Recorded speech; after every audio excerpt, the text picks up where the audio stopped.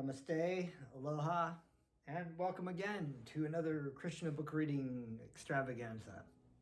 My name is Janapati Das. Thank you for joining in with these videos and your comments and your thoughts.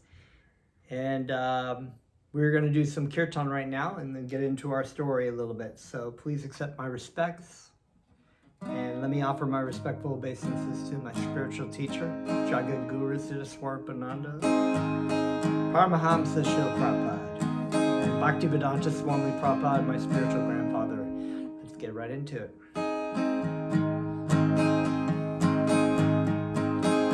Namo Vishnu Padaya Krishna Pristaya Bhutale Srimate Krishna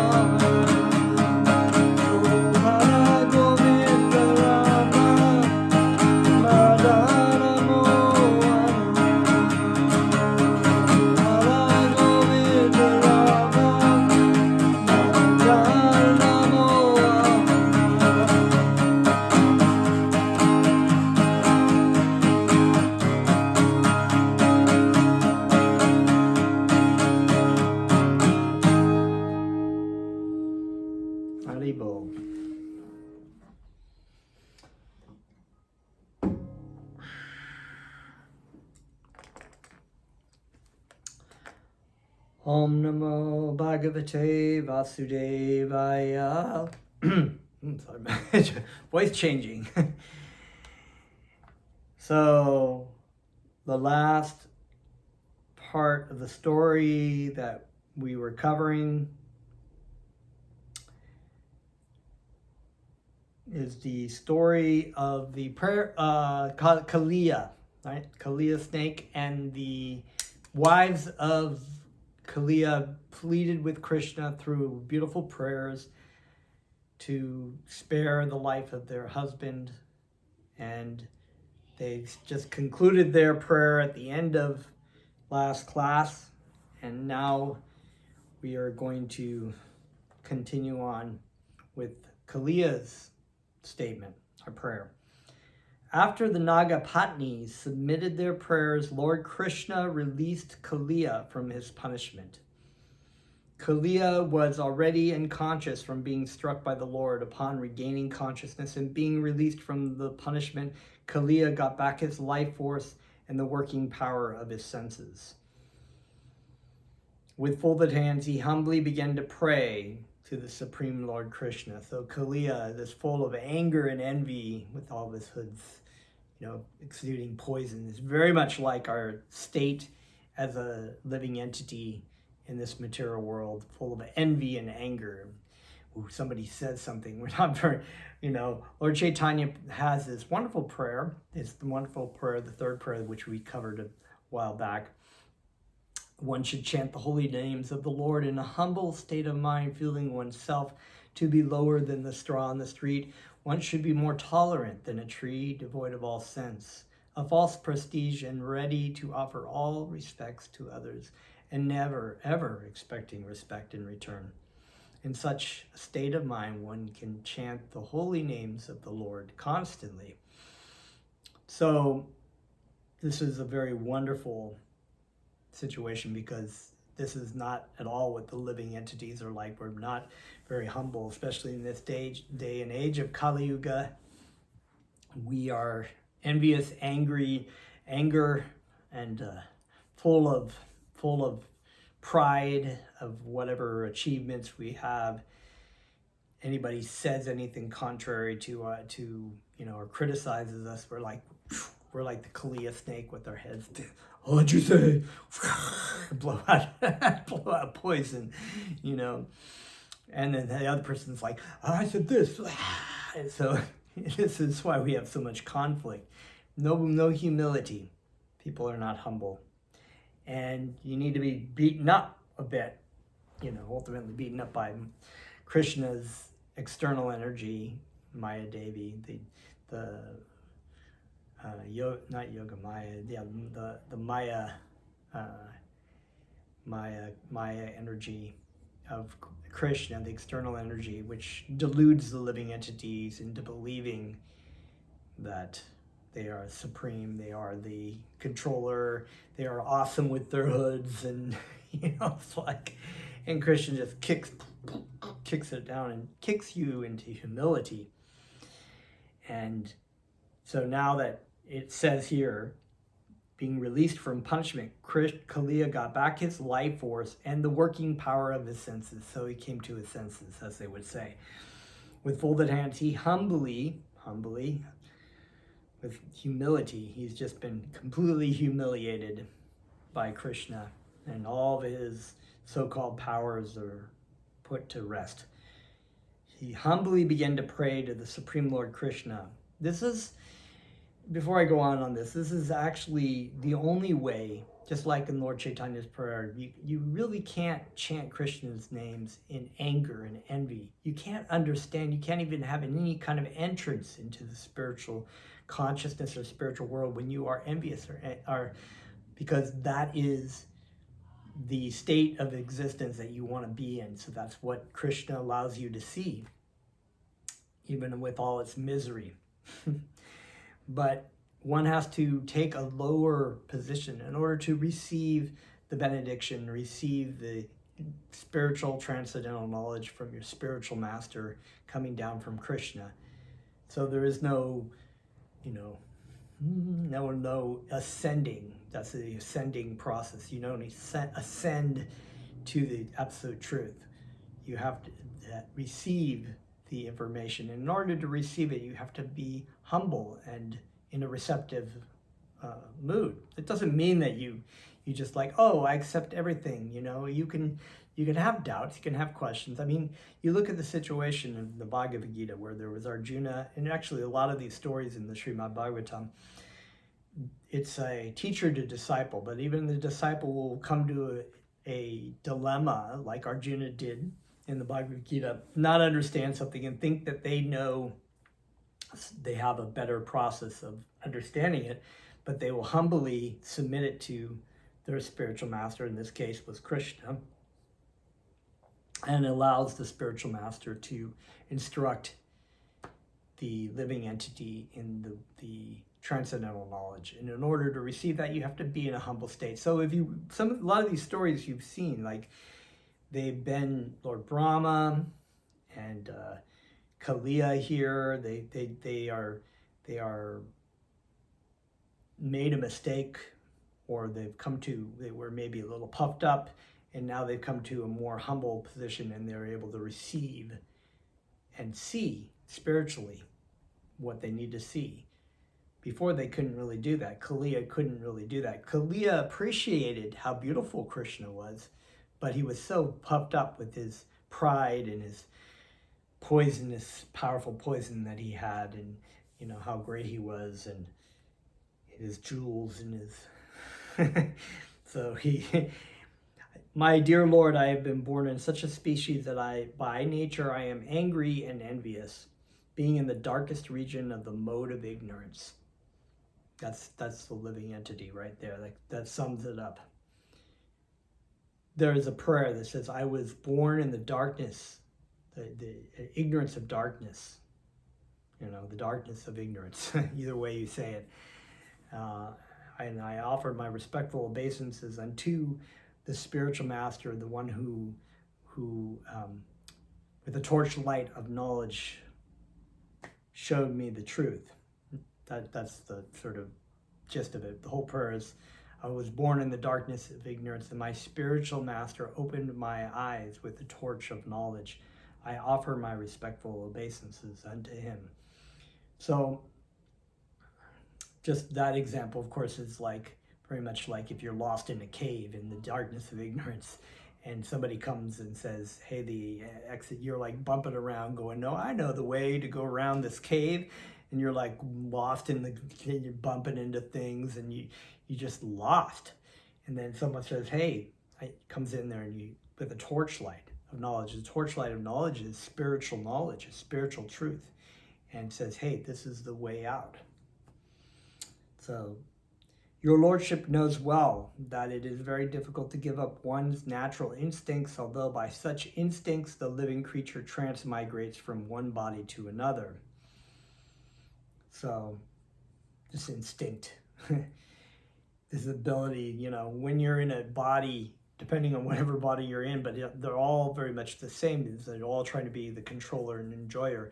Whether you're in a worm body trying to eat it in a pile of dung, or you're in a human body and you're, for whatever enjoyment you have as a human, or if you're a bird body trying to get a worm, and, that instinct, that controller and enjoyer attitude keeps one transmigrating from body to body.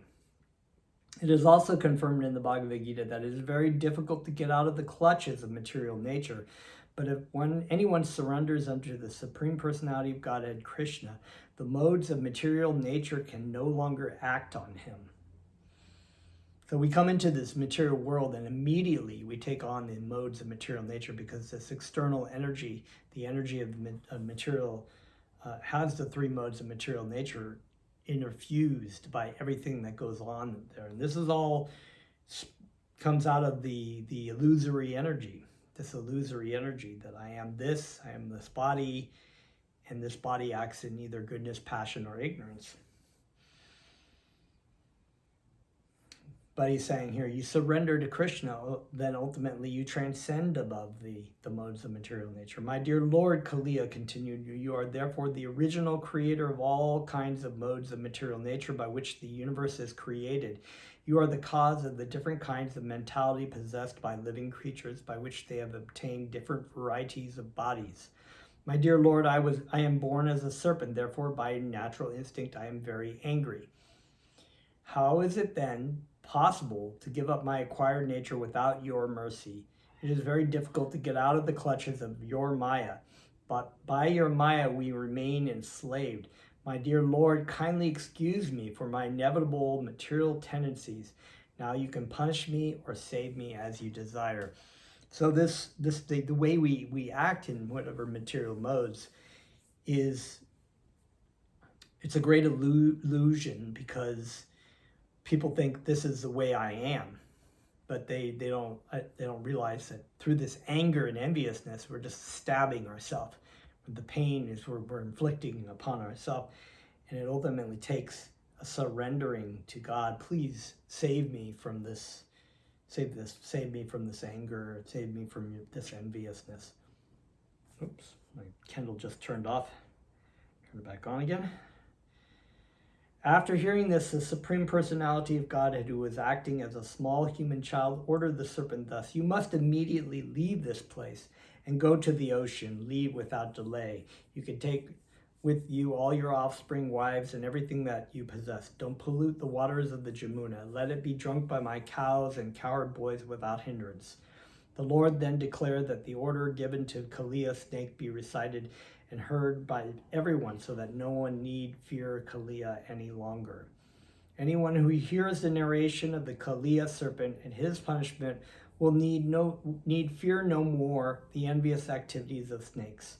The Lord also declared, if one takes a bath in the Kalia lake, where my coward boyfriends and I have bathed, or if one fasting for a day offers oblations to the forefathers from the water of this lake, he will be relieved from all kinds of sinful reaction. The Lord also assured Kalia, you came here out of fear of Garuda, who wanted to eat you in the beautiful land by the ocean. Now, after seeing the marks where I have touched your head with my lotus feet, Garuda will not disturb you. So because Garuda is the carrier of Krishna, of Lord Vishnu. So he's like, oh, I'm not going to touch, you know. The Lord was pleased with Kalia and his wives, and immediately after hearing his order, the wives began to worship him with great offering of nice garments, flowers, garlands, jewels, ornaments, sandal pulp, lotus flowers, and nice eatable fruits. In this way they pleased the master of Garuda, of whom they were very much afraid. Then, obeying the orders of Lord Krishna, all of them left the lake within the Jamuna. Thus ends the Bhaktivedanta purport of the 16th chapter of Krishna, subduing Kalia.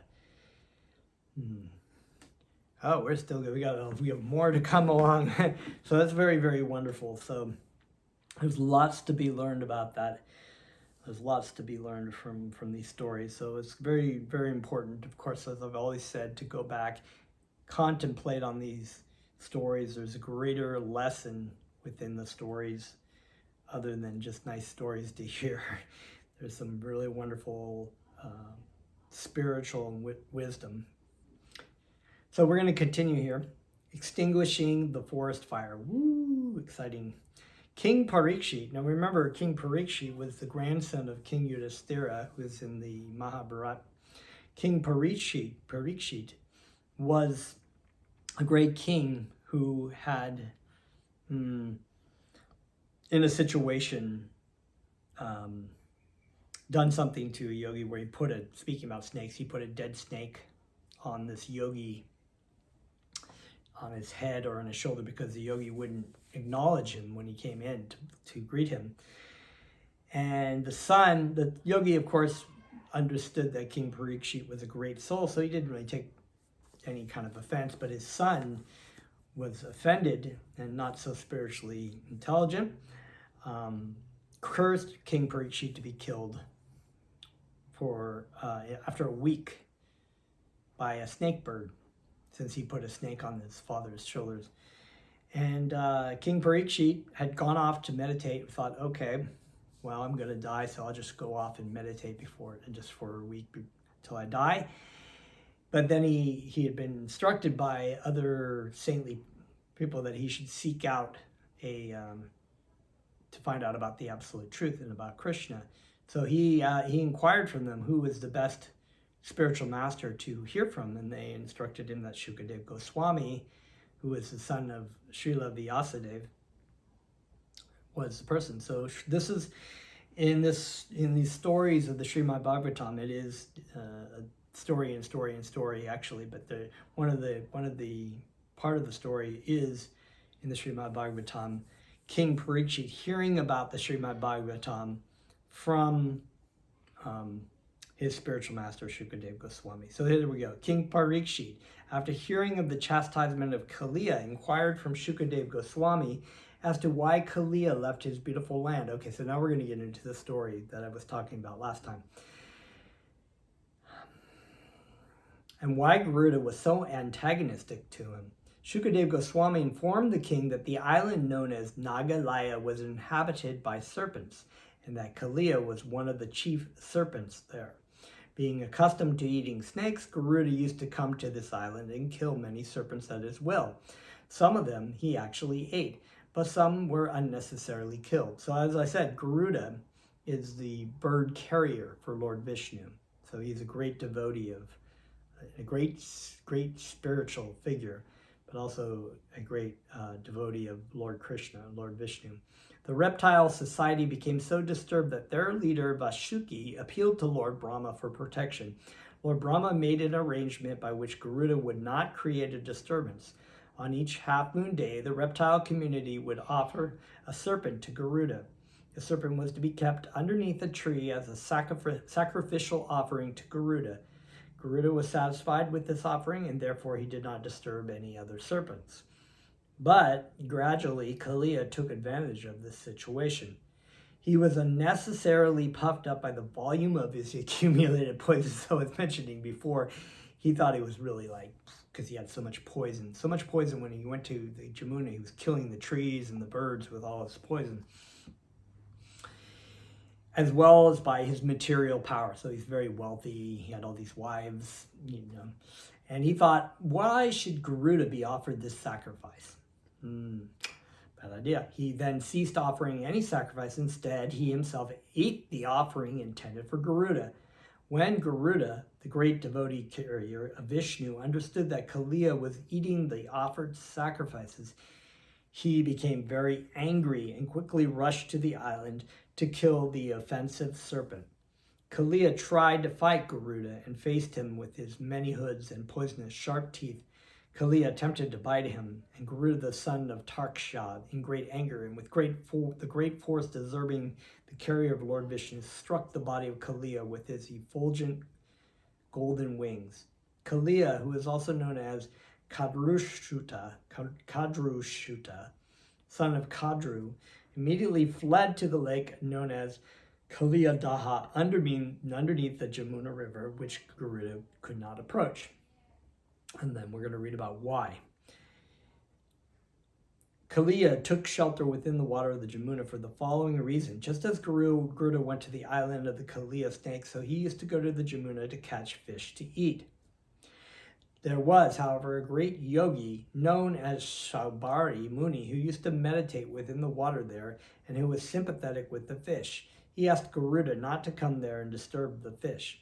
Although Garuda was not under anyone's order, being the carrier of Lord Vishnu, he did not disobey the order of the great yogi. Instead of staying and eating many fish, he carried off one big fish who was their leader.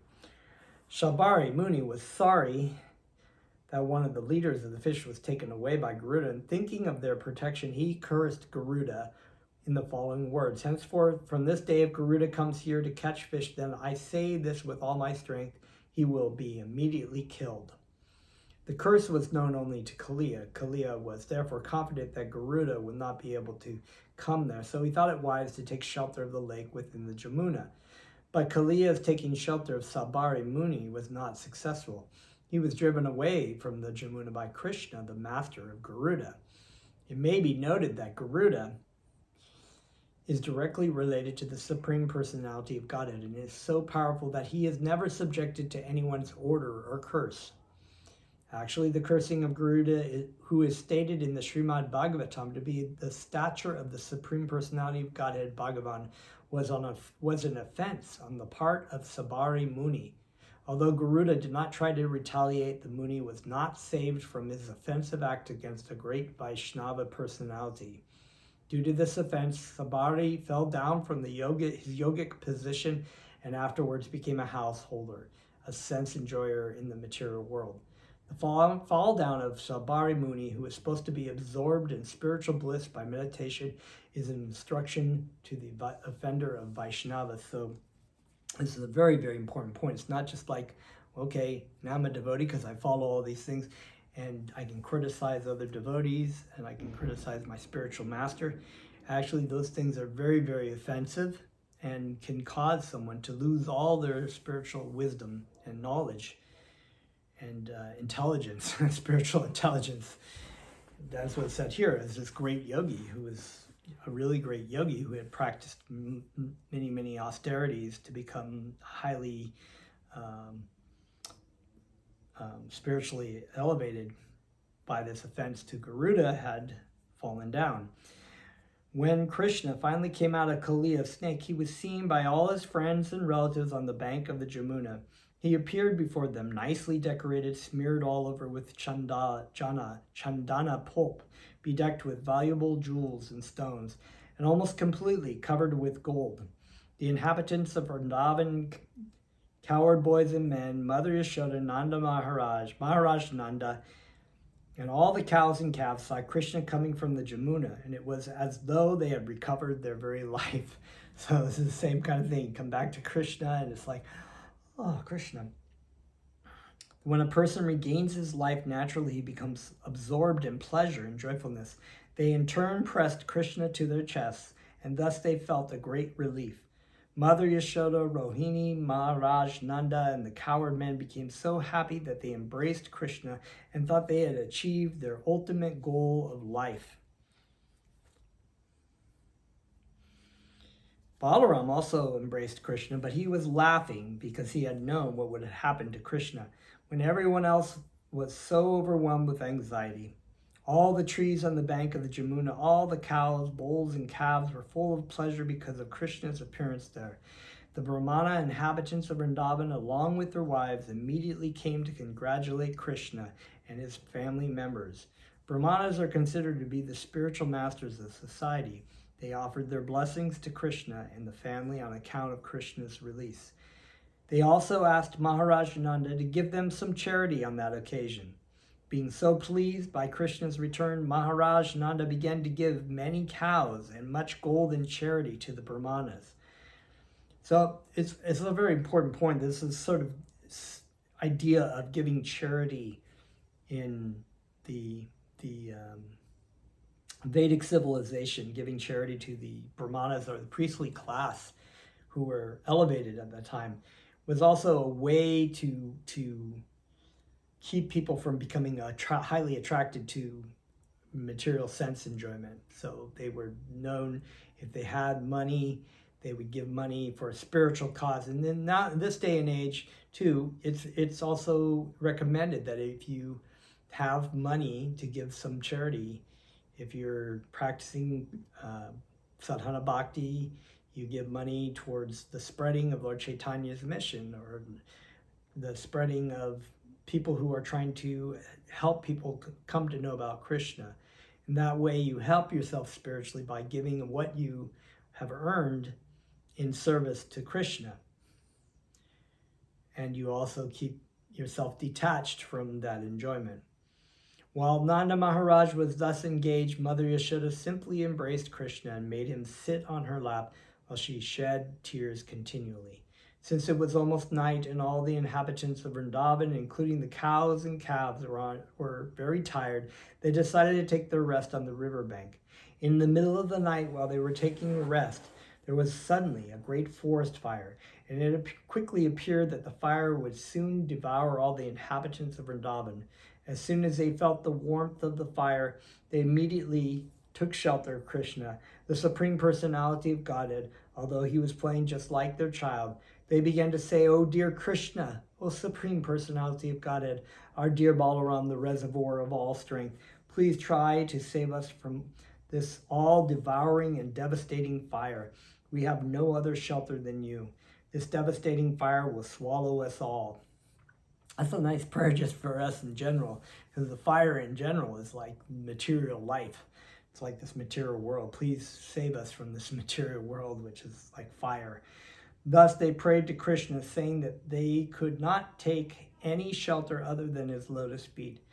Lord Krishna, being compassionate upon his own townspeople, immediately swallowed up the whole forest fire and saved them.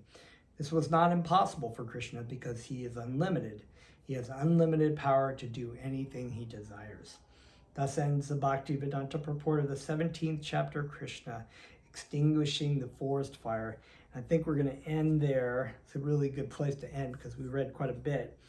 And we'll be reading about the killing of the demon Pralambasura, which is another demon coming along. And Krishna and Balaram will take action. So, thank you very much. And let's chant some more.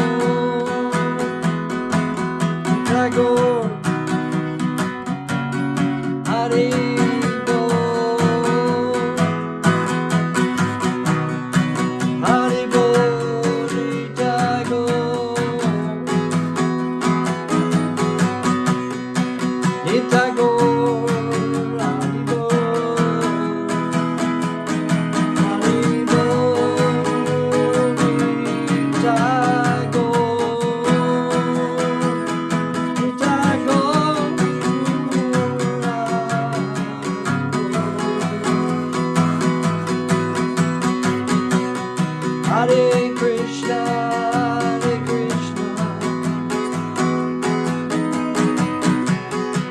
Krishna Krishna, Hare Hare, Hare Rama, Hare Rama, Rama Rama, Hare Hare,